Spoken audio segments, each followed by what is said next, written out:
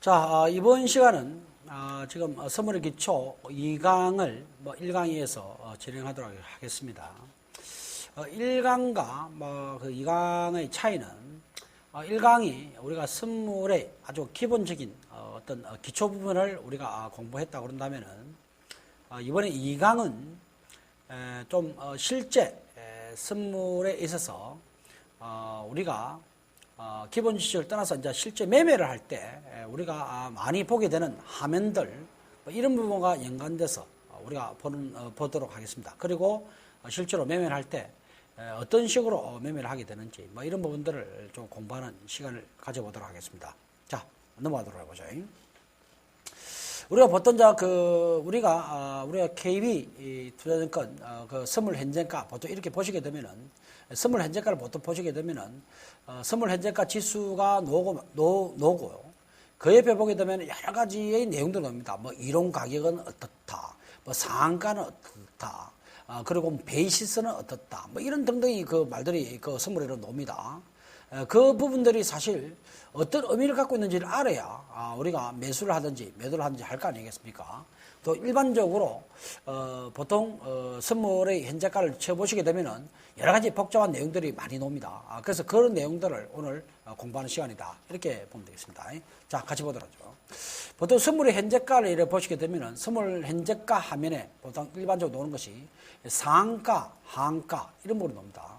그래서 제가 그런 말씀 드렸죠. 1강에도 그런 말씀을 드렸습니다만은 우리 전날 선물 가격 대비 우리가 10%의 변동을 우리는 상한가, 하한가로서 우리 잡고 있습니다.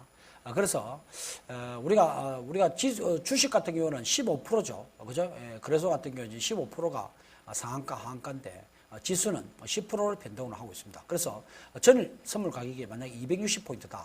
그러면은 260%를 기준으로 플러스 10%가 상한가가 되겠습니다. 그래서 286포인트 되겠고요. 만약에 하한가가 되면 마이너스 10% 해가지고 234포인트가 되겠습니다. 그래서 상한가, 하한가는 것은 전일 선물 가격을 기준으로 10%, 플러스 10%, 마이너스 10% 개선되어 있다, 이렇게 볼 수가 있겠네요. 자, 그 다음 화면을 한번 보도록 하겠습니다. 그 다음에 12 상한가, 12 하한가 이런 용어들이 있을 겁니다. 12 상한가, 12 하한가라는 것은 뭐냐면은 여기 말하는 10이라고 하는 것은 서킷 브레이크라고 하는 겁니다. 서킷 브레이크라고 합니다. 서킷 브레이크라고 하는 것인데 서킷 브레이크에 대해서 조금 제가 설명을 해드리도록 하겠습니다. 우리가 서킷 브레이크는 우리가 1987년도죠. 1987년도 아마 10월 달로 제가 기억하고 있습니다. 그때 블랙먼데이라 해가지고 미국 주가가 대폭락나는 그런 사태가 있었습니다. 미국의 주가가 대폭락하면서 이것이 프로그램 영향으로 굉장히 크게 이제 미지수가 크게 빠졌는데 이 부분을 우리가 그래서 중단을 하지 않고 계속 하다 보니까 엄청나게 이제 주가가 빠지게 된 거죠. 그래서 우리가 잠시 일시적으로 이것이 정당한 가격인지 아닌지를 우리가 하기 위해서 너무 과일 국면은 아니냐, 이렇게 보기 위해서 우리 잠시 시장을 수도시키는 것이 우리가 서킷 브레이크라 합니다. 잠시 우리가 시장이 좀 정상적으로 한번 생각을 해봐라. 이 가격이 지금 많이 폭락하고 있으면은 이렇게 폭락할 때 무조건 파지 말고 한 번 좀 우리가 진정을 하기 위해서, 마음을 진정시키기 위해서 시장에서 매매를 중단을 시키는 것이 바로 서킷 브레이크입니다. 그러면 되겠습니다. 우리나라도 마찬가지로 서킷 브레이크 제도가 있죠. 서킷 브레이크 제도가 있는데 우리나라 같은 경우에는 지금 종합주가지수가 10% 이상 우리가 하락하게 되면은 일단 서킷 브레이크가 걸려버립니다. 10% 이상 하락하는 경우입니다. 그럼 10% 이상 상승하는 경우는 어떻게 됩니까? 상승하는 경우는 서킷 브레이크가 걸리지 않습니다. 상승하는 경우는 서킷 브레이크가 걸리지 않는데 10% 이상 하락하기 때문에 일단은 중단합니다. 20분간 중단을 해버리고요. 매매 중단을 해버리고 다시 우리가 10분간 동시효과를 받게 됩니다.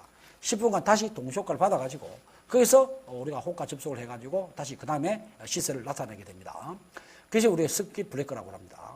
마찬가지로 선물 시장에도 서킷 브레이크가 있는데요. 선물 시장의 서킷 브레이크는 5% 변동입니다. 5% 변동. 선물은 매수 계약자도 있고 매도 계약자도 있기 때문에 매수 계약자도 있고 매도 계약자도 있기 때문에 하락을 했을 때만 서킷 브레이크가 걸린 것이 아니고 상승을 했을 때도 서킷 브레이크가 걸립니다. 그러니까 현물하고 차이가 있는 거죠. 현물은 10% 이상 하락할 때 스킵 브레이크가 걸리는데 선물 같은 경우는 이거는 계약이기 때문에 어느 한쪽을 두고 편들 수가 없는 거죠. 그렇기 때문에 전날보다도 선물 가격이 5% 이상 크게 올라가거나 5% 이상 하락할 경우에 스킵 브레이크가 걸립니다. 전일 선물 가격이 260이었는데 5% 같으면 273 되겠고요. 5% 하락 같으면 약 247포인트가 되겠습니다. 그죠? 자, 그렇게 되면은 5% 계산하면 260에다가 5% 계산하면 13포인트니까 그래 되겠죠. 그럼 13포인트 올라가거나 13포인트가 빠지는 경우죠. 그렇게 우리가 스킵 브레이크가 걸리는데, 이 스킵 브레이크가 걸리게 되면은 어떻게 되느냐면은 5분간 일단은 중단을 합니다. 5분간 매매 중단입니다. 매매 중단을 시켜버리고요. 그리고 다시 10분간 동시효과를 받아가지고 우리가 거래를 하게 되는 거죠. 물론 현물은 아직도 우리가 10% 이상 하락한 게 아니기 때문에 현물은 스킵 브레이크가 걸리지 않습니다. 현물은 계속 거래가 되겠죠. 현물은 계속 거래가 될 것이고 선물이 스킵 브레이크로 중단이 되는 겁니다. 그리고 새로 다시 잡는다. 그래서 12 상한가라는 것은 5% 변동을 이야기하는 것이다. 이렇게 보면 되겠습니다. 자, 그 다음 화면 보도록 하죠. 자, 지수 선물 이론 가격을 한번 보도록 하겠습니다. 보통 우리가 선물 현재가를 보게 되면 이론 가격, 이론가, 지수 이론 가격 이런 것이 많이 납니다. 선물의 이론 가격이라는 건 뭘 말하냐는 이야기죠. 선물의 이론 가격이라는 것은 이렇게 되어 있습니다. 이론 가격이라는 것은 현물 가격에다 보유 비용을 더하고 빼기 보유 수입이다. 이렇게 우리 이야기합니다. 이게 무슨 말이냐? 이렇게 보도록 하죠. 우리가 예를 들어 가지고 우리가 선물을 매입하게 되면 간단한 예로 지수라 생각하지 말고 삼성전자 선물이라고 봅시다. 삼성전자 선물이 있다고 그랬죠. 삼성전자 선물을 내가 한 개를 사게 되는 거와 그 다음에 내가 주식을 한 개 산다고 가정한다면 한 개를 산다고 가정한다면은 삼성 물론 선물은 실제로 주식 선물은 우리가 해물의 10개와 똑같습니다.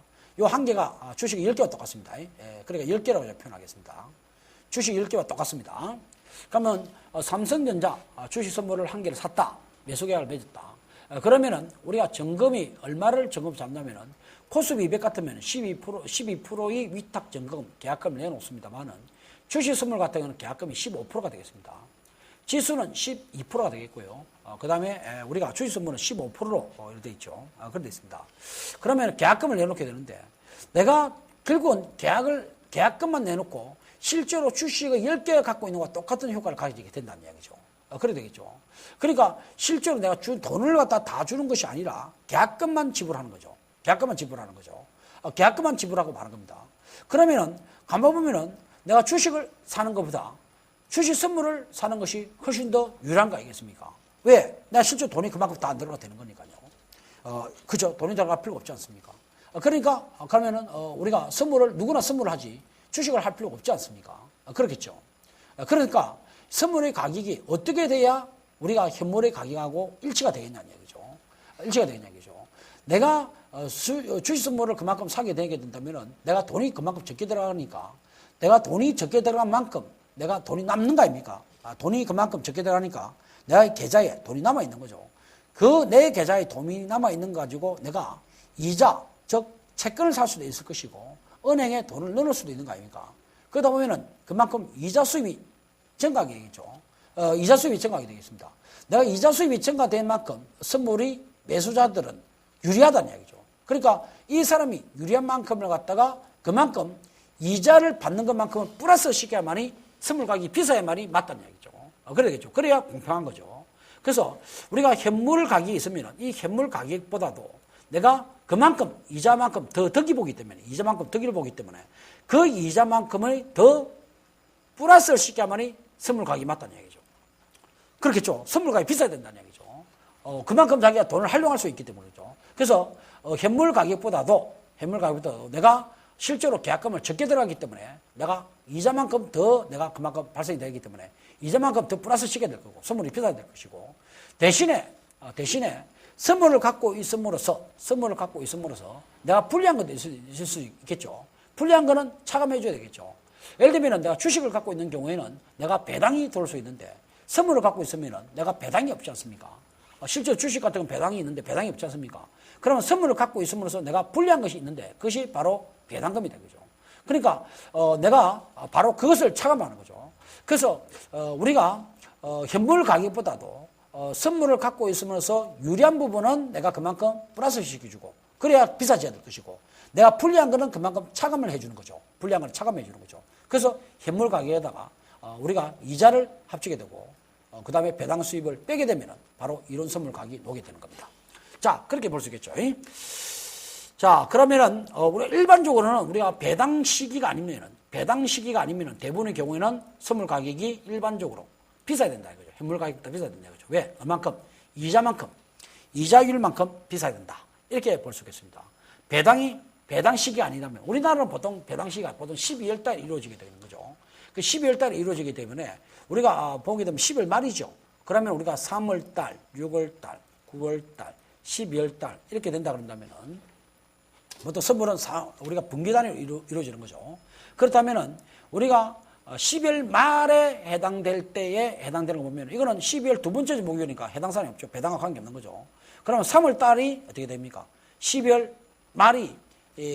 말을 갖고 있는 주식은 갖고 있으면 배당이 들어오는데 이거는 배당금이 안 들어오는 거죠. 그래서 일반적으로 3월물은 우리가 일반적으로 배당금 때문에 선물 가격이 굉장히 싸게 들어옵니다. 쌉니다. 그 외에는 대부분 어떻습니까? 12월 달이 우리가 보통 일반적으로 12월 달이 보통 배당 시기이기 때문에 6월 달, 9월 달, 12월 달 이 세 가지 경우에는 대부분의 선물 가격이 배당금이 없기 때문에 이자 비용이 그만큼 비싸져서 선물 가격이 일반적으로 이론 가격이 비싸다. 이렇게 보면 되겠고요. 상물물은 배당금이 들어온 거기 때문에 배당금이 들어와서 일반적으로 우리가 이론 선물 가격이 현물 가격보다 싸게 나타납니다. 그렇게 보면 되겠습니다. 그래서 우리가 요 개월수 보게 되면 3월물 선물권 같은 경우는 현물 가격보다 좀 싸게 나타나고요. 6월달, 9월달, 12월달 선물 같은 경우는 우리가 배당이 없이 보유 비용만 계산되기 때문에 선물 가격이 일반적으로 비싸게 나타나게 됩니다. 자, 그 다음 한번 보도록 하죠. 그러면 이론 가격 계산 예시를 한번 보도록 하겠습니다. 자, 현물 지수가 250포인트다. 금리가, CD 금리가 지금 3%다. 그런데 앞으로 선물이 남아있는 기간이 지금 만기까지 기간을 보니까 60일 남아있더라는 얘기죠. 그럼 60일 동안에 내가 계약금을 적게 돈을 주고 나머지는 그만큼 내가 이자를 활용할 수 있겠죠. 활용할 수 있는 기간이 60일이 되겠죠. 그죠? 만기가 60일이고, 이번에는 배당 수입이 없다고 가정한다면, 보통 이제 배당 수입이, 현물이 12월이니까, 현물이 배당이 없다고 가정한다면은, 어떻게 되겠냐 보도록 하죠. 그렇다면 선물 이론 가격은 250포인트다. 이자율만큼 계산이 되겠죠. 그럼 3%가 계산되고, 그 3%가 1년에 365일에 3%니까 실제로 365 나누기 60을 하게 되면 이 기간만큼 이자율이 되겠죠. 기간만큼 이자율이 나올 것이고요.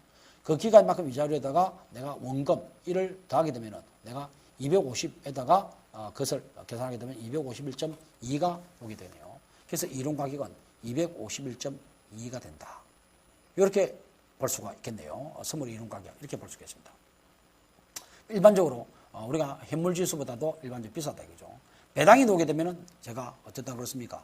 실제로 싸게 떨어진다, 싸게 된다 이렇게 보겠죠. 보통 사물물이 우리가 바로 그 배당만큼 빼줘야 된다 이렇게 볼 수 있겠습니다.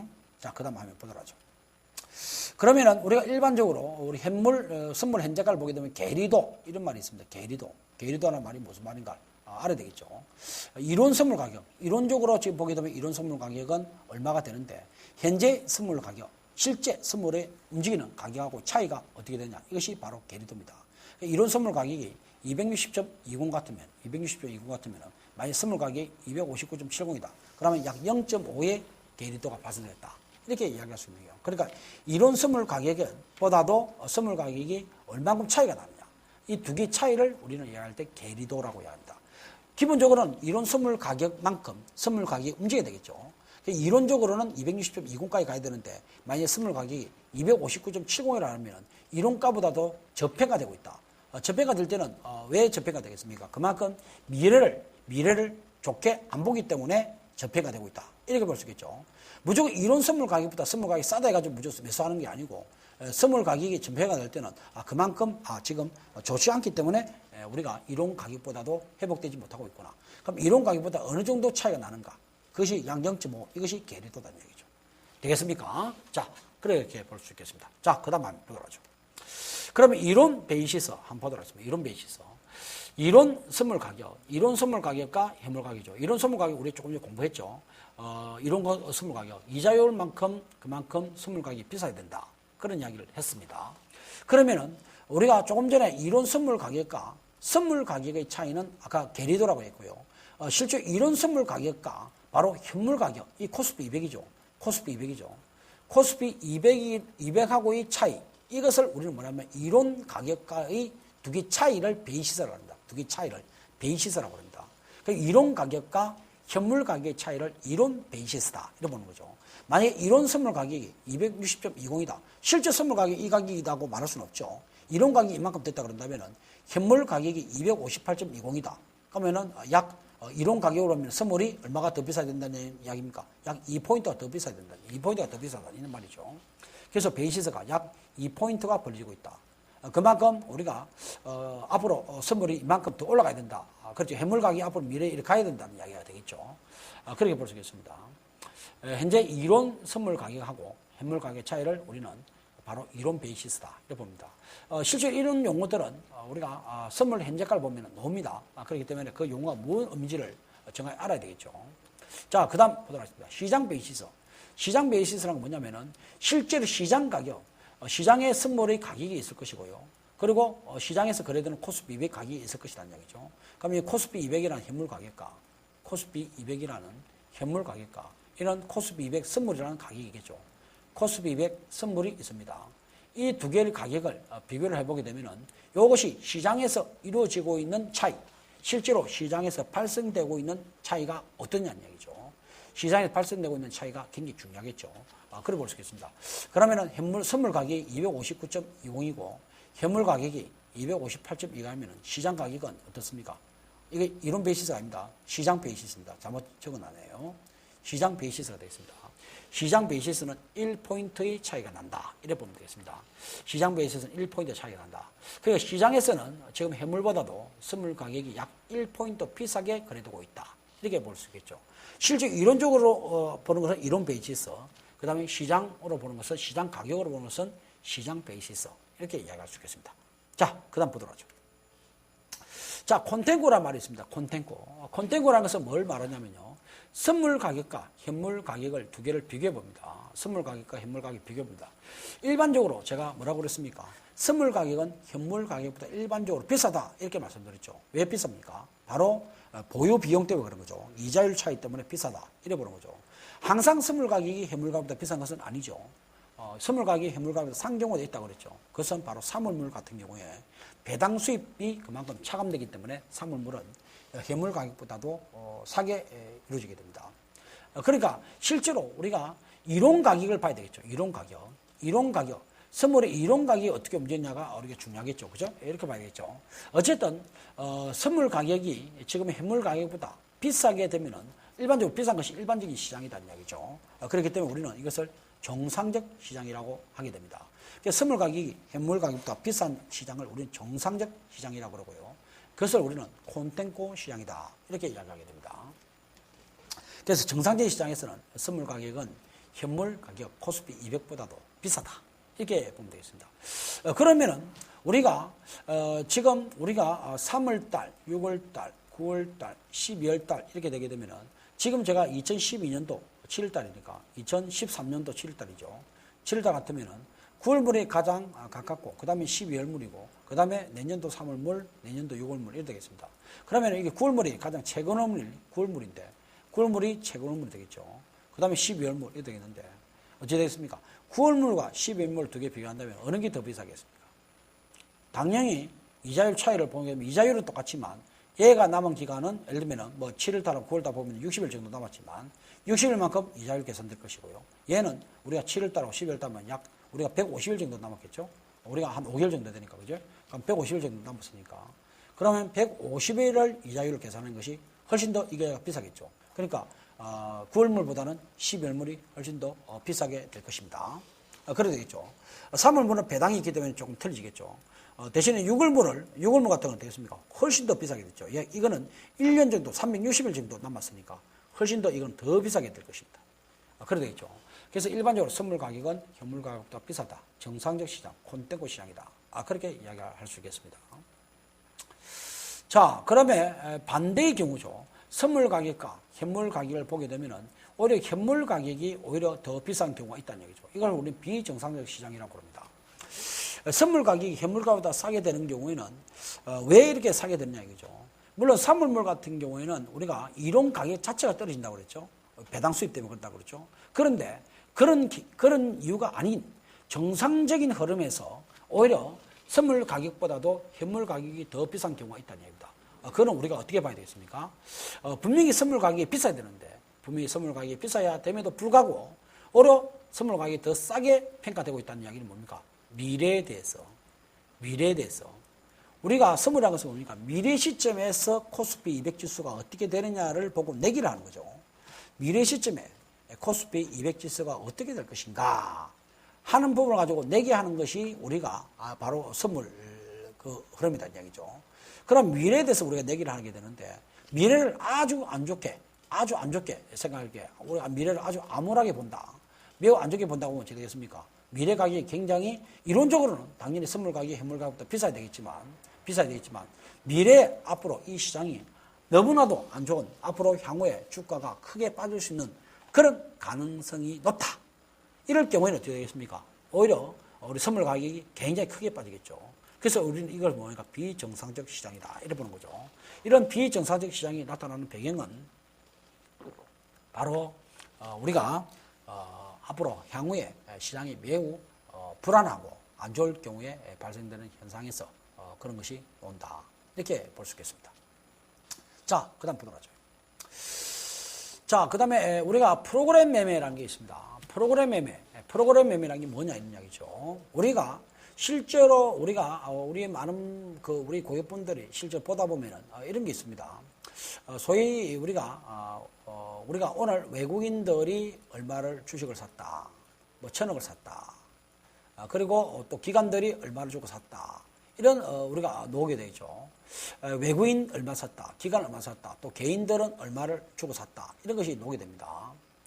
자, 이렇게 우리가 외국인, 기관, 개인들 이런 식으로 해가지고 우리가 하게 되는데 사실 외국인과 기관들 안에서의 매매는 순수하게 우리가 매매를 하는 그런 부분도 있겠지만 순수하게 매매하는 것도 있겠지만 우리가 많은 부분들이 실제로 기계에 의해서 매매하는 경우가 많이 있습니다. 기계에서 매매한다는 이야기는 무슨 말이냐면은 실제로 기계 프로그램을 입력시켜서 프로그램에 의해서 사고 팔고 하는 그런 매매들이 상당히 요 안에 포함되어 있다. 이렇게 보면 되겠습니다. 그래서 우리는 프로그램 매매라고 우리는 이야기하고 있습니다. 그래서 외국인들이 매매의 금액, 또 기관들의 매매 금액 안에는 상당히 프로그램 매매가 들어가 있는데 이 프로그램 매매가 우리가 선물과 연관돼서 우리가 상당히 많이 움직이고 있습니다. 선물과 연관돼서 많이 움직이고 있는데 그래서 우리가 이 프로그램 매매라는 것을 우리가 조금 알 필요가 있다. 이렇게 보면 되겠죠. 자, 프로그램 매매라는 것은 뭐냐면은 컴퓨터 프로그램으로 하는 매매다. 컴퓨터 프로그램으로 우리가 어떤 사항을 입력을 시키는 거겠죠. 사전에 어떤 데이터를 입력시켜 놓고 거기에 따라서 우리가 매매하는 시스템이 프로그램 매매다. 이렇게 보겠습니다. 특히 이런 프로그램 매매는 기관이나 외국인 등 큰 자금을 운영하는 곳에서 많이 사용하고 있다. 이렇게 보면 되겠습니다. 그런데 프로그램 매매를 하는 그 종류가 우리가 두 가지로 나눠 볼 수가 있습니다. 차익 거래와 비차익 거래다. 이래 볼 수 있겠습니다. 차익 거래와 비차익 거래. 이 부분을 해서 우리가 공부를 해야 되겠죠. 한번 요거들 또 우리가 보도록 하겠습니다. 다음 페이지 한번 보도록 하죠. 그러면은 우리가 프로그램 매매는 기관과 외국인들이 매매를 하고 있는데 물론 그 매매 순수하게 매매되는 것도 있고 우리가 프로그램 매매되는 부분이 있는데 물론 외국인들이 1,000억이다 이러면은 그 안에 포함되어 있는 거죠. 이 1,000억 안에는 프로그램이 얼마고 순수하게 얼마다 이렇게 우리가 볼 수 있겠죠. 그런데 이 프로그램이 워낙 중요하기 때문에 이 매매 금액 중에서 프로그램이라는 부분을 따로 빼가지고 우리가 분석을 보통 많이 합니다. 증권사에서요. 그런 분석을 많이 합니다. 그래서 실제로 물론 정확한 건 아니죠. 정확한 건 아닙니다만 그렇게 따로 빼가지고 분석을 하게 됩니다. 그러면은 우리가 프로그램 매매를 하게 되는데 그 종류를 또 두 가지로 나누고 있습니다. 차익과 비차익 이렇게 나눠주고 있습니다. 그러면은 차익 프로그램이 뭔지를 먼저 보도록 하겠습니다. 차익 프로그램이라는 것은 뭐냐면은 현물 가격과 선물 가격의 차이를 이용해서 무위험 이익을 걷는 거래를 우리는 차익 거래라고 합니다. 이 부분을 우리가 같이 좀 설명을 하도록 하죠. 실제로 우리가 현물 가격과 선물 가격이라고 하는 것은 우리가 뭐 예를 들면 지금 코스피 200이 있다. 코스피 200이 있다. 그리고 코스피 200을 기초자산하는 선물 가격 9월물 선물이 있다. 9월물 선물이 있다. 이것도 코스피 200을 우리가 기초로 하는 거죠. 이렇게 있다고 그런다면은, 이렇게 있다고 한다면은, 코스피 200 가격이 뭐 예를 들면 250이다. 그 다음에 9월물 선물 가격이 뭐 이론적으로 우리가 보유 비용을 계산하다 보니까 뭐 252가 낫다고 계산해 봅시다. 9월물 선물 가격이 이렇게 거래되고 있습니다. 그런데 실제로 얘가 250이고 얘가 252이지만 우리가 9월 두 번째 목요일로 가게 되면 어떻게 되겠습니까? 9월 두 번째 목요일 만기날로 가게 되면 어떻게 되죠? 만기날 가게 되면 얘 선물은 이제는 9월 두 번째 목요일 날 2시 50분까지만 거래를 하고요. 2시 50분까지만 거래하고 나머지는 어떻게 된다고 그랬습니까? 우리 일부에서 이미 강의했죠. 1강에서. 나머지는 코스피 200의 지수를 가지고 최종 지수를 가지고 최종적으로 가치를 가지고 우리가 현금 결제를 하게 되는 것이죠. 그렇게 되는 것입니다. 그러니까 9월물 선물이라고 하는 것은 결국은 9월 두 번째 목요일까지만 유효한 거래가 되겠고 그 이후에는 거래가 안 되는 거죠. 사라지는 것이죠. 그러면 결국은 얘는 우리가 코스피 200이라는 현물과 선물이 있지만 시간이 지나게 되면 이 선물은 사라지고 결국은 모두가 현물로 바뀌게 된다. 이 말이 되는 거죠. 9월 두 번째 주 목요일이 되게 되면 결국 현물로 다 바뀌게 된다. 이렇게 볼 수 있겠습니다.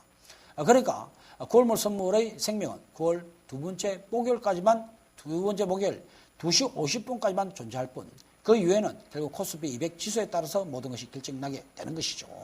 그러니까 얘는 시간의 차이만 있을 뿐 두 놈은 결국 같은 놈이다. 이렇게 볼 수 있는 거죠. 그러면 이 두 놈이 같은 놈인데 그럼 이 두 개의 가격이 엄연히 같은 놈이지만 시간의 차이 때문에 얘는 250포인트를 하고 있고 얘는 252포인트를 하고 있다. 이렇게 볼 수 있는 거죠. 그렇다면은 우리가 250포인트가 있고 250포인트가 이 가격이 서로 차이가 발생됐다는 이야기입니다. 그죠? 물론 이자율 때문에 발생되는 부분이겠죠. 그러면 이 발생된 부분을 우리가 만약에 우리가 두 번째 목요일이 되면 우리는 똑같은 결과가 나오겠죠. 그러다면은 얘가 상대적으로 얘는 똑같은 놈이 얘는 싸고 얘는 비싼 거죠. 그러면 이게 싼 놈을 나는 매수를 해버리고 코스피 200을 매수를 할 수 있는 방법 어떻게 매수를 하는 겁니까? 코스피 200 지수를 어떻게 매수하죠? 여러 가지 방법이 있겠죠. 코스피 200을 매수하는 방법은 우리 ETF, 코스피 200 ETF 이런 거죠. 그렇죠. 그런 거 ETF를 매수할 수 있는 방법도 있겠고 안 그러면은 코스피 200 지수하고 가장 우리가 베타가 1이 될 수 있도록 코스피 200 지수하고 똑같이 움직일 수 있도록 우리가 삼성전자 코스피 200을 구성하는 종목이 뭡니까? 가장 큰 영향을 미치는 것이 삼전, 현대차, 기아차 이런 게 가장 비율이 있을 거 아닙니까? 시가총액 비중. 그러면 삼전이 20%, 현대차가 10%, 5% 이런 게 있을 거 아닙니까? 이 비중대로 그대로 주식을 살 수도 있겠죠. 그죠? 그러면 이 비중대로 사게 되면은 거의 코스피 200 지수의 움직임하고 거의 유사하겠죠. 그렇겠죠. 그리고 코스피 200 지수를 산다는 이야기는 우리가 ETF를 살 수도 있겠고요. 안 그러면은 실제 물건을 살 수도 있을 겁니다. 그만큼 우리가 비중을 그만큼 하면 되는 거니까요.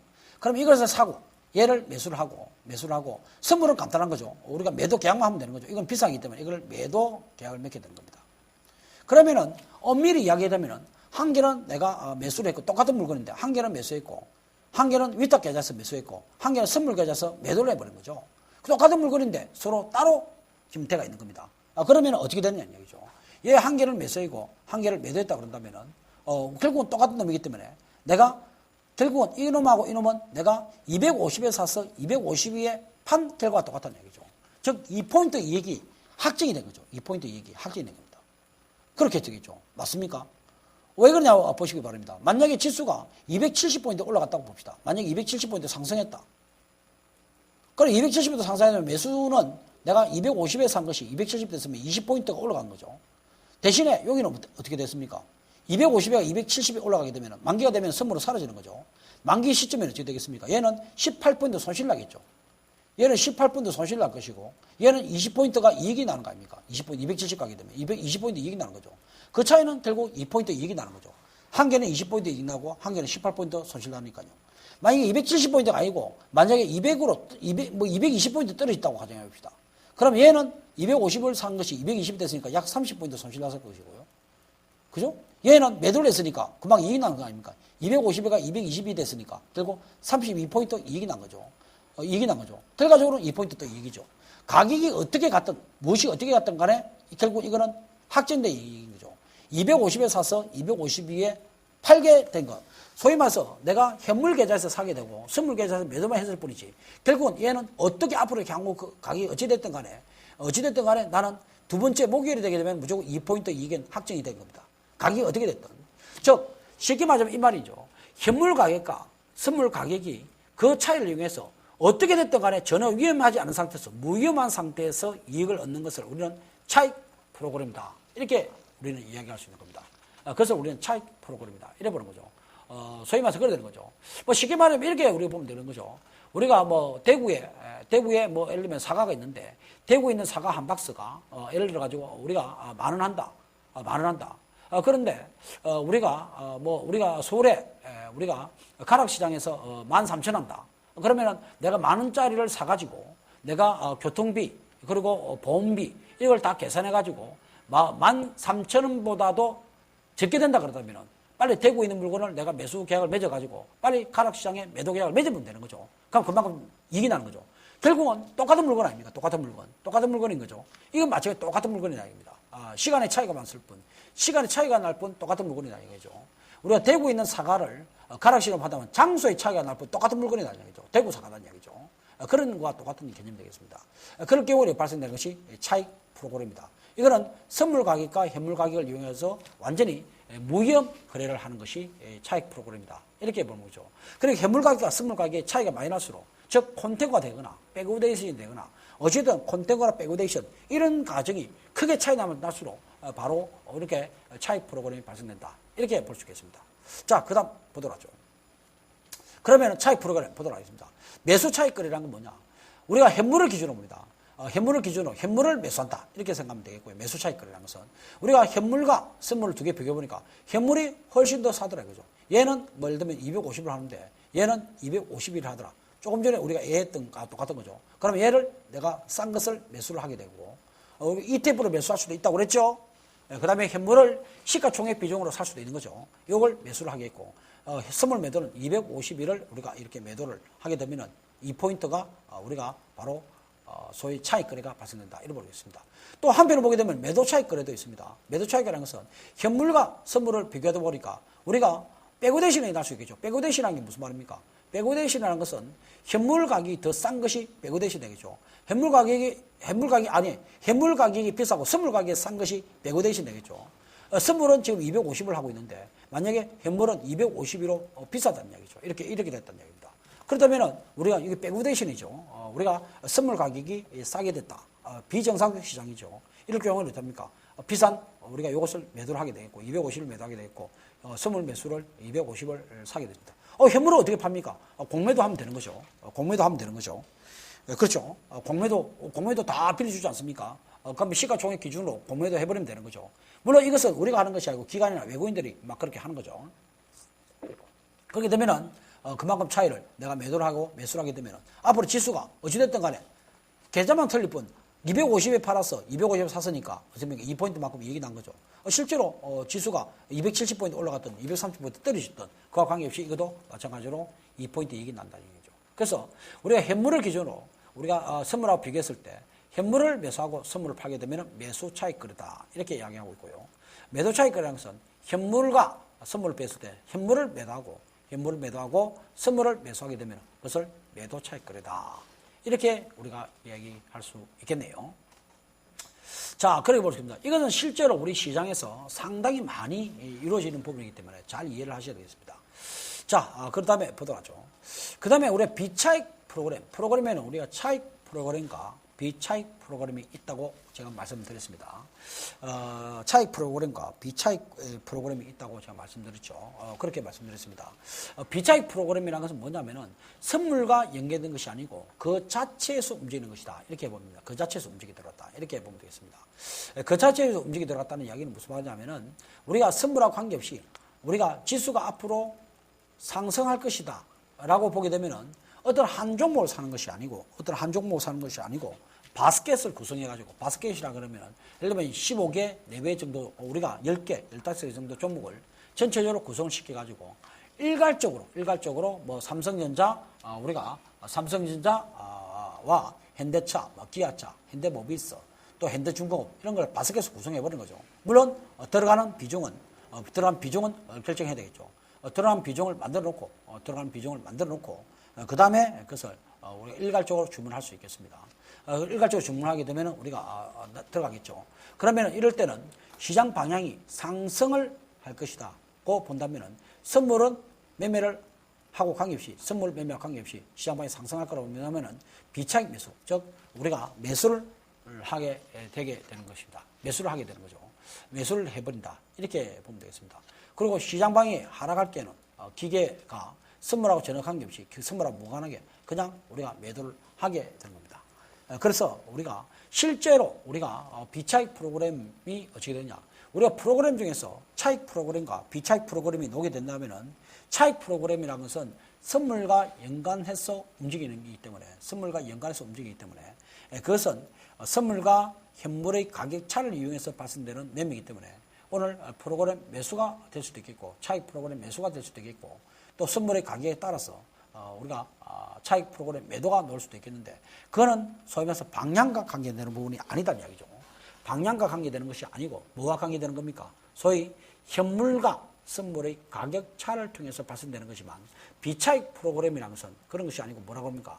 비차익 프로그램에서는 우리가 올라갈 것 같으면 우리가 상승 배팅으로 한 10개, 15개 정도의 종목을 우리가 시가총액 기준으로 또 만들어 놓고 자기들 편의가 있겠죠. 그걸 만들어 가지고 일괄로 사버리고 또 일괄로 팔아버린다 이거죠. 그 시장에 가장 큰 영향을 주는 것은 바로 이 비차익 프로그램입니다. 비차익 프로그램에서는 어느 정도 방향을 예견을 하고 들어가는 거죠. 그렇기 때문에 우리가 프로그램 매매를 볼 때도 비차익 매수가 많이 들어온다 이러면은 방향을 위쪽으로 보고 있구나. 물론 그것이 정답은 아니겠지만 기관이나 외국인들이 우리가 그렇게 하게 된다면 아무래도 그럴 가능성이 높겠죠. 그래서 비차익 프로그램이 들어온다 그러면은 방향성 매매가 이루어진다 이렇게 볼 수가 있겠습니다. 그렇게 볼 수가 있고요. 비차익 프로그램 매도가 논다 그런다면은 하락 쪽으로 배팅이 이루어지겠구나 이렇게 볼 수가 있습니다. 그러니까 실제 선물하고 연관되는 것은 아니고 우리가 방향과 관련해서 움직인다 이렇게 볼 수가 있겠습니다. 자, 그렇게 볼 수 있겠습니다. 자, 그 다음, 넘어가도록 하죠. 자, 이제 실제로 우리가 그렇게 볼 수 있겠습니다. 지금까지 제가 강의했던 내용들을 보게 되면은, 우리가 1강에서는 주로 강의했던 내용이 어떤 강의였습니까? 1강에서 주로 강의했던 내용은 소위 말해서, 우리가 선물이란 것이 무엇인가에 대해서 강의를 한 거죠. 선물이 무엇인가에 대해서 강의를 한 거죠. 그래서 선물의 계좌 개설은 어떻게 하며, 어떻게 할 것이냐. 이런 부분을 강의를 한 거죠. 그걸 중심으로 강의를 했습니다. 자, 두 번째 강의 내용은 어떤 내용입니까? 두 번째 2강에서 강의 내용은 실제로 선물의 현재가 화면을 보면서, 어떻습니까? 그렇죠. 지금, 실제로 우리가 그 용어를 정확히 알아야 되기 때문에 그 용어를 공부했다. 이렇게 볼 수 있겠죠.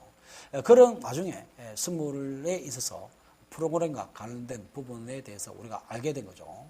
프로그램 부분이 우리가 콘텐츠가 나올 수도 있고 우리가 배구대신에 나올 수도 있겠고 거기에 따라서 우리가 선물의 흐름에 따라서 우리가 이론 선물 가격에 따라서 콘텐츠냐 배구대신이냐 거기에 따라서 프로그램 매매가 움직이 들어갔다 이렇게 볼 수 있겠죠. 그것이 우리가 일반적으로 우리가 그 기본적인 내용입니다. 하지만 실제로 우리 고객분들이 매매를 하기 위해서는 내가 선물을 과연 방향 설정 어떻게 할 것이냐 이야기죠. 방향 설정 어떻게 해야 될 것이냐. 이것이 궁극적으로 사실은 중요한 부분이죠. 궁극적으로 중요한 부분입니다. 그렇죠. 물론 우리가 뭔가를 우리가 하기 위해서는 당연히 거기에 대한 기초적인 어떤 공부는 해야 될 것이고 이것이 뭐다 이것을 제가 강의했다 그런다면은 이제 실제로 우리가 매매를 하려고 하면은 뭘 해야 내가 내 길을 어떤 쪽으로 흘러야 되느냐는 얘기죠. 이것이 굉장히 중요하겠죠. 이것을 우리가 생각해 봐야 되겠습니다. 먼저 우리가 매매를 할 경우에는 어떻게 해야 되느냐 하면은 먼저 전체적인 글로벌 환경에 대해서 우리가 생각해야 됩니다. 글로벌 환경에 대해서. 글로벌 환경이라는 건 뭡니까? 소위 말해서 이 시장이 우리가 지금 우리 고객분들이 매매를 하고 있는 것은 지수입니다. 지수. 종합지수에 대해서 거래를 하고 있는 거죠. 종합지수에 대해서 거래를 하고 있는데 종합지수라는 것은 소위 말해서 어떤 우리가 국제적인 항쟁에 따라서 움직인다는 얘기죠. 개별 종목 같은 경우에는 예를 들어 가지고 우리가 테마주가 형성되다 보면은 글로벌 환경과 관계없이 올라가고 떨어지고 이렇게 할 수 있겠죠. 그걸 할 수 있겠지만 우리가 이 지수라는 것은 그런 개념이 아니다. 그죠? 실제로 지수에 가장 큰 영향을 미치는 것이 외국인이고요. 그 외국인과 기관들이 가장 큰 영향을 미치는데 특히 외국인들의 어떤 자산의 어떤 흐름은 어떻게 보여야 되겠습니까? 글로벌 환경에 따라서 내가 주식을 편입을 더 할 것이냐, 편입을 안 할 것인가 라는 부분을 고민하게 되겠죠. 그렇게 하게 될 겁니다. 그러니까 우리가 지금 우리가 매매하는 것은 지수와 관련된 매매를 하고 있는 거죠. 지수와 관련된 매매를 하고 있는데 이 글로벌 환경의 흐름이 굉장히 중요하다. 외국인들 매매의 흐름을 결정한다. 이렇게 보면 되겠죠. 그래서 글로벌 환경이 과연 지금 위험자산을 선호하고 있는가, 안전자산을 선호하고 있는가, 이 부분의 판단은 매우 중요한 것이죠. 그렇습니다. 위험자산이라는 것은 어떤 걸 우리는 위험자산을 이야기하는 겁니까? 위험자산이라고 하는 것은 우리가 주식 같은 거 그런 것을 우리는 위험자산이라고 하죠. 위험자산은 주식, 그죠? 우리가 확정되지 않는 상품들 그런 것은 우리가 위험자산이죠. 안전자산은 우리가 채권이라든지 채권 금리가 확정된 거죠. 이런 거는 확정된 자산이죠. 확정된 자산이니까 저는 위험하지 않다. 이렇게 보면 되겠죠. 현재 글로벌 환경이 주식을 선호하느냐, 채권을 선호하느냐, 이것은 우리가 대표적인 위험자산을 선호하냐, 안전자산을 선호하냐를 우리가 볼 수 있겠습니다. 그리고 또 어떤 게 있습니까? 우리가 상품 가격이라 그러면 상품 가격이 있겠죠. 상품 가격이라 그러면 우리가 원자재 가격이 올라가느냐. 예를 들면 경기가 좋아질 것 같으면 어떻게 됩니까? 구리 가격이 막 올라가겠죠. 또 우리가 경기가 좋아질 것 같으면 우리가 원유도 참 올라가겠죠. 그러니까 우리가 금방 경기가 좋아진다는 이야기는 아무래도 앞으로 경기가 좋아진다니까 주식 가격이 좋아질 것이고 상품 가격이 좋아질 수 있겠죠. 그럴 때 우리가 상품 가격도 계속 올라갈 수 있겠죠. 우리가 위험자산을 선호한다는 이야기는 바로 주식이나 상품 가격이 올라가느냐 안 올라가냐를 우리가 그렇게 볼 수 있겠습니다. 그리고 또 한편으로 보긴다면 또 뭡니까? 통화의 단위로 본다면은 달러가 있겠죠. 달러를 선호하냐 안 그러면은 우리가 달러 이외의 자산을 선호하냐, 이외의 자산을 선호하냐. 그에 따라서 결정하죠. 달러는 상대적으로 안전한 자산이 되겠고요. 달러 이외의 자산은, 달러 대비는 우리가 안전하지 않는 자산이 되겠죠. 그렇기 때문에 이런 흐름이 글로벌 환경이 지금 어디로 가고 있는가. 이 흐름이 만약에 위험 자산을 선호하는 쪽으로 간다 그런다면은 아무래도 국내 주식을 외국인들은 매수를 할 가능성이 높다. 이래 보는 거죠. 그렇다면은 매수를 할 가능성이 높다 그런다면은 아무래도 지수는 올라갈 가능성이 높겠죠. 지수가 올라갈 가능성이 높다 그런다면은 우리가 지수 선물의 계약을 매수 계약을 하는 게 좋겠습니까? 매도 계약을 하는 게 좋겠습니까? 그렇겠죠. 아무래도 올라간 쪽으로 본다면은 매수 계약을 해야 되겠죠. 그래서 매수 계약을 해야 될 겁니다. 그래서 글로벌 환경이 어떻게 움직이느냐 이것을 먼저 우리가 봐야 되겠죠. 많은 사람들이 선물 매매를 하면서 우리가 기술적 차트를 보고 있는데 그거는 매우 잘못됐습니다. 그거는 내가 좀 이따 다시 또 이야기를 하도록 하죠. 계속해서 이야기하도록 하겠습니다. 기술적 분석을 갖고 많이 거래를 하고 있습니다. 그것은 매우 잘못됐다고 우리는 판단하고 있습니다. 물론 제가 선물을 매매하는 사람입니다만 기술적 분석은 참고밖에 안 됩니다. 많은 사람이 기술적 분석에 뭔가 해답이 있는 것처럼 생각하고 있는데요. 그건 매우 잘못됐습니다. 우리가 기본적으로 기술적 분석이라고 하는 것 자체는 어떤 힘의 강도를 판단하기 위해서 기술적 분석을 하는 거지.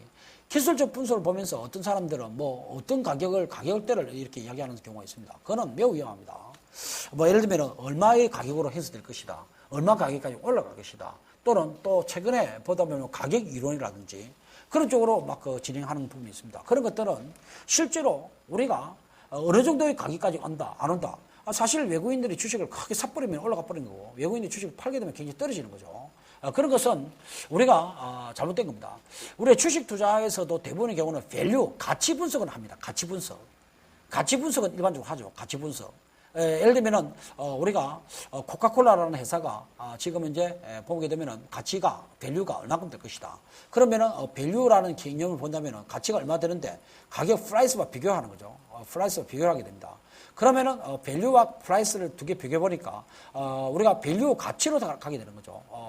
그렇게 되면은 내가 밸류가 굉장히 높은데 프라이스가 굉장히 떨어진다면은 우리가 이것을 어떻게 봅니까? 이걸 매수 기회로 보는 거죠. 그래서 우리가 밸류 분석은 하지만 프라이스를 분석하지 않습니다. 가격 분석은 안 한다는 이야기입니다. 이 말이 좀 이해가 돼야 될 것 같습니다. 어떤 한 회사를 분석할 때 가치 분석을 하지 프라이스 분석을 안 한다. 프라이스라는 것은 뭐냐면 가격에 대한 분석은 가치 대비 이것이 싼가 비싼가를 분석할 때 하는 거지 이 가격을 분석하는 게 아니다는 얘기죠. 우리가 소위 말해서 기술적 분석이라는 이 말은 뭐냐면 어찌 보면 가격 분석을 하고 있는 거거든요. 이 말이 이해되시겠습니까? 이해가 돼야 되겠습니다. 기술적 분석이라는 것은 가격 분석을 하는 거거든요. 가격 분석. 제가 그러잖아요. 주식엔 밸류 분석은 있어도 가격 분석이라는 게 있을 수가 없어요. 그러니까 우리가 여기서 이만큼 가다가 이만큼 더 올라간다. 이거 가격을 이야기하는 거거든요. 가격을 이야기하는 거거든요. 가격. 이거는 매우 잘못된 겁니다. 그렇죠. 그런 개념이 아니다는 얘기죠. 많은 사람들이 선물 옵션을 매매하면서 크게 다치는 이유가 뭐냐면은 이 기술적 분석 때문에 다치는 겁니다. 기술 분석. 가격으로 분석하는 게 아닙니다. 조금 전에 아까 말씀드렸듯이 먼저 우리가 알아야 되는 것은 글로벌 환경의 흐름이 어디로 움직이냐를 알아야 됩니다. 외국인들이 앞으로 지금 위험자산을 선호하고 있기 때문에 우리나라 주식을 사줄 것인가 안 사줄 것인가 이런 부분에 대한 판단을 해주는 것이 굉장히 중요하겠죠. 그렇게 굉장히 중요할 것이라고 우리는 봅니다. 자, 그렇게 보겠고요. 두 번째, 실제로 투자자 분석을 하는 거죠. 실제로 메이저들이 어떤 역할을 하고 있느냐 이야기죠. 아무래도 메이저라고 하는 것은 정보가 굉장히 뛰어나고요. 또 돈이 많고요. 그래야 되겠죠. 사실 개인들은 우리가 정보 비용을 지출할 만큼 그렇게 큰 개인들은 없는 거 아닙니까? 아무래도 외국인이라든지 기관들 가서는 정보 비용을 지출하면서까지 향후 시장 분석하는 거죠. 그러면 실제로 우리가 글로벌 환경이 우리가 위험자산을 선호하는 시장으로 됐다고 하더라도 실제로 외국인들이 실제로 우리 시장에 들어오고 있는가? 실제로 아무리 위험자산을 선호한다 하더라도 선진국 증시에 대해서만 우리가 선호를 하고 이머징 마켓이라는 이런 쪽으로 선호하지 않는다고 하면 의미가 없는 것이죠. 물론 선진국 증시를 선호하면서 이머징 마켓이 폭락이 나는 경우는 없겠습니다만은 어쨌든 우리가 외국인이 실제로 우리나라 시장에 들어온가는 굉장히 중요할 겁니다. 이 실제상이죠. 실제상이죠. 그럼 기관들은 또 어떻습니까? 기관들이 지금 이 시점에서 연기금은 어떤 포지션을 취하고 있는지 또 투시는 어떤 포지션을 취하고 있는지 물론 이것이 정답이라고 이야기하지 않습니다. 정답이라고 이야기하지는 않고요. 이 부분들이 흐름을 우리가 알아야죠. 상대방 패를 알아야 되겠죠. 상대방을 어떻게 움직이고 있는지를 우리가 알아야 될 겁니다. 이걸 분석을 해야 되는 거지. 기술적 분석이나 분석해가지고 우리가 선물 매매한다고요? 그거는 전부 다 깡통입니다. 깡통. 그건 거의 깡통으로 보시면 됩니다. 잘못됐다는 얘기죠. 이것이 분석되고 난 뒤에 그 다음에 글로벌 환경이 좋네. 위험자산이 좋네. 위험자산을 많이 선호하고 있구나. 다 투자들도 실제로 우리가 흐름이 들어오고 있구나. 그러면은 내가 매수를 해야 되겠구나. 매수를 하기 위해서 매수 타이밍을 선정해서 기술적 분석을 하는 거죠. 기술적 분석을 통해서 매수냐 매도냐를 결정하는 게 아니죠. 많은 사람들이 지금 우리나라에 있는 사람들이 지금 흐름을 잘못 알고 있습니다. 그래서 기술적 분석이 큰 답이 있는 것처럼 크게 지금 착각하는 경우가 많이 있습니다. 굉장히 위험합니다. 많은 사람들이 너무 쉽게 접근해가지고 선물에서 많이 깨지고 있는 거죠. 그렇게 보면 되겠습니다.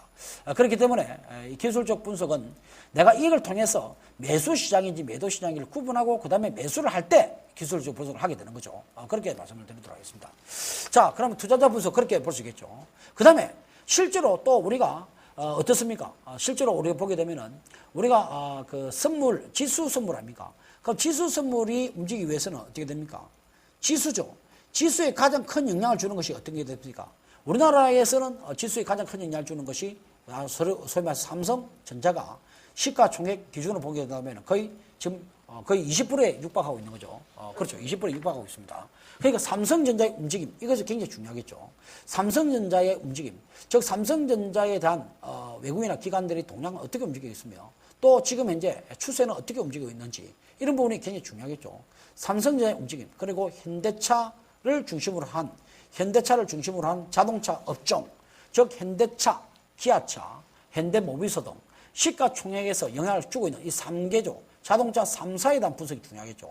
시잘데없이 무슨 평화전공이나 분석하고 그런 거 다 필요 없는 거죠. 시가총액에 전혀 영향 주지 않는 평화전공이라든지 뭐 만도라든지 그런 건 다 필요 없습니다. 우리들은 지수에 가장 큰 영향을 주는 이것이 중요하겠죠. 삼성전자, 현대차 그룹 이게 굉장히 중요하겠죠. 이 부분에 대한 분석이 중요하겠지. 예를 들어 가지고 뭐 LG화 이런 것들도 영향권이 없습니다. 영향권 없습니다. 그러니까 결정적으로 시가총액 상위의 주식 흐름이 어떻게 움직이는지 이 부분을 집중적으로 봐야 되겠죠. 삼성이나 현대차 그룹 이래 봐야 되겠습니다. 현대차 그룹에 대한 집중적인 분석이 필요할 것이다. 이렇게 볼 수 있겠습니다. 그래서 이 부분에 따라서 지수의 움직임을 우리가 생각을 해야 되겠죠. 그렇게 봐야 되겠습니다. 자, 그 다음에 프로그램 영향이죠. 도저히 이 프로그램 영향을 주는 것은 왜 그렇습니까? 프로그램 영향을 주는 것은 많은 사람들이 우리가 선물에서 외국인들의 동향을 보는 사람이 많습니다. 그거는 우리가 별로 우리가 참고를 할 수 있는 내용이지만, 그것이 궁극적으로 우리가 그 포지션이 맞다고 우리는 보지는 않습니다. 물론 참고를 해야 되겠죠. 왜 그러냐면 선물이라는 것이 움직이게 되면은, 선물의 지수가 움직이게 되면은, 선물 지수에 따라서 콘텐츠라든지, 백오데이션이라든지, 이런 흐름이 나오게 되겠죠. 그죠? 그러니까, 콘텐츠가 나오게 되면은, 우리가 프로그램 매수가 많이 나오게 될 것이고요. 또, 우리가 백오데이션이 나오게 되면은, 우리가 프로그램 매도가 많이 나오게 될 것입니다. 그렇기 때문에, 현재 이 선물의 가격을 움직이고 있는 주 세력이 선물을 크게 끌어올리다 보면은, 선물에 의해서 현물이 움직일 수 있다는 얘기죠. 선물에 의해서 현물이 크게 움직일 수 있다. 이렇게 보는 겁니다. 그러다 보면은 프로그램 매수가 나올 수 있겠죠. 이것이 바로 프로그램 영향이다. 이렇게 볼 수 있겠습니다. 그래서 우리가 매매를 결정할 때, 매매를 방향을 정할 때 먼저 글로벌 환경에 대한 분석, 또 투자자 분석, 또 시가총액 상위 종목은 어떻게 움직이는지, 또 선물 세력에서 콘텐츠나 백오데이션이 어떻게 나가지고 이것이 현물에 어떤 영향을 미치고 있는지, 이런 부분에 대해서 우리가 지금 이 자리가 매수가 유리한지 또는 매도가 유리한지 이런 부분을 판단해 가지고 우리가 결정해야지. 기술적 분석 1분봉, 3분봉, 5분봉 이런 식으로 매매하는 거의 다 제가 보기에는 대부분의 과거에 선물 매매했던 사람들이 크게 다쳤던 그걸 전례를 가지게 될 겁니다. 그러니까 반드시 이 부분은 조심하셔야 될 것이다. 이렇게 말씀드리고 그렇게 볼 수 있습니다. 아울러 제가 지금 말씀드리고 싶은 것은 실제로 이 선물에 대해서 제가 1강과 2강을 강의를 했는데 사실은 옵션에 대한 부분을 사실 아셔야 되는 겁니다. 근데 2시간으로 실제로 우리가 옵션의 강의를 할 수는 없죠. 할 수는 없습니다.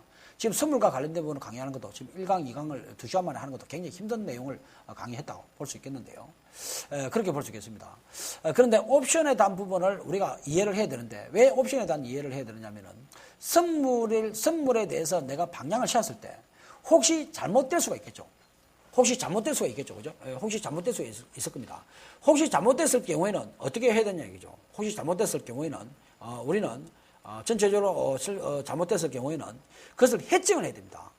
해칭을 해야 되는데 해칭을 하기 위해서는 어떻게 해야 되겠습니까? 해칭하기 위해서는 반드시 선물에 대한 해칭은 옵션으로서만 가능합니다. 그래서 아울러 지금 이번 제가 1강, 2강에서는 옵션에 대한 강의를 제가 들 수 있는 시간도 부족하고 해서 할 수가 없는데요.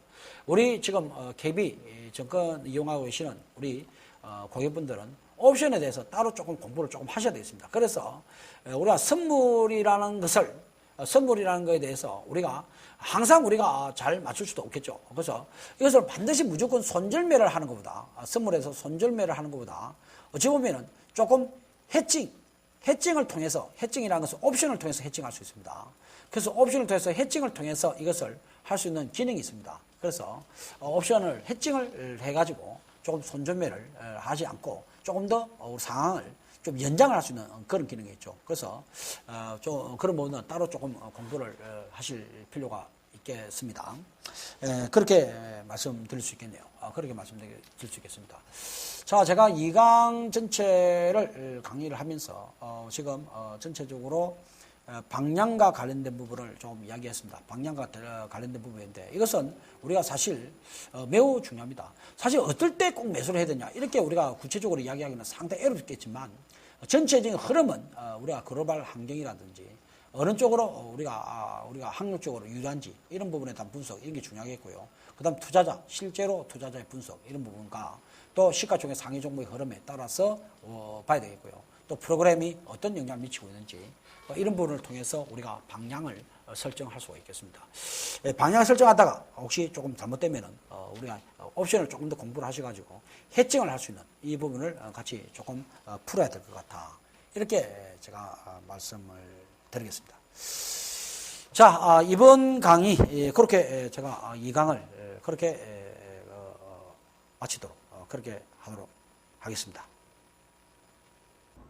예, 저와 함께 1강, 2강 총 2시간을 같이 공부를 하였습니다. 제가 이번 강의를 선물을 처음 접하시는 분들을 위해서 기초부터 상세하게 강의를 했습니다. 처음 접하시는 분들은 그래도 다소 어려운 부분도 있었으리라고 생각합니다. 그러신 분들은 한 번 더 제 방송을 다시 보시다 보면 충분히 이해할 수 있을 거라고 믿습니다. 제가 한 20년간 이런 선물과 관련된 일을 하면서 많은 분들이 선물 매매에서 실패하는 그런 경우를 많이 봤습니다. 그런 부분을 제가 분석을 해본다 그런다면은 먼저 선물에 대한 기초 지식, 이론 지식이 부족해서 그러한 부분이 생기는 것 같고요. 두 번째는 선물은 방향과 관련된 부분입니다. 그러니까 상승을 하느냐, 하락하느냐, 방향과 관련된 부분을 우리가 판단하는 것인데 대부분의 많은 사람들이 그 방향과 관련된 부분을 기술적 분석으로 하는 경우가 많이 있습니다. 이것은 우리가 매우 위험합니다.